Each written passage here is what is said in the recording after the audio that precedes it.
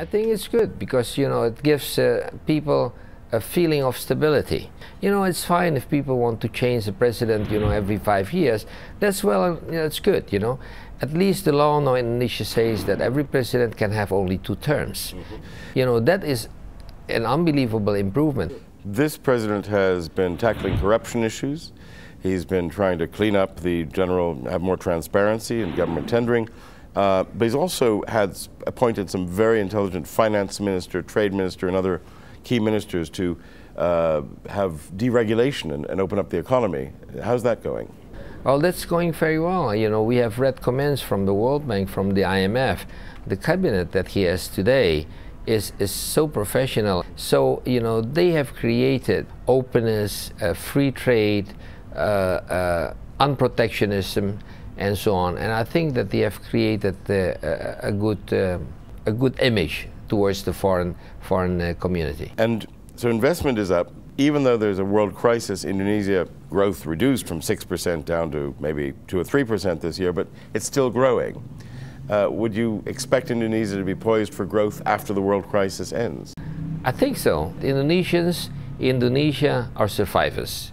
Okay, we have seen what happened in the previous financial crisis in 1998, because the system at that point in time wasn't as established as it is now.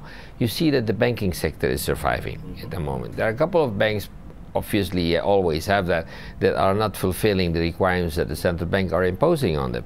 But we will see that Indonesia, because of this large domestic economy, the Indonesian domestic economy is like around $500 billion, okay? Much larger than any other country in the region.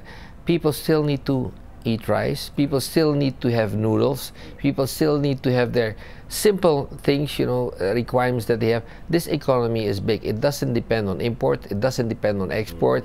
It can create the reserves, the more they export, obviously. Indonesia will continue to be competitive. Now let's talk about a sector that also goes hand in hand with economic growth and democracy, the media. Now, you practically invented television in Indonesia. Some people call you the Berlusconi of Indonesia. You created 2 or 3 of the leading television platforms in this country. How do you perceive the growth of the media today? I have this love for media, and yes, it has grown in such a way that now the Indonesian audience actually are more looking towards Indonesian programming rather than foreign programming. Indonesians love to see themselves on TV. That's why the local production capability has developed in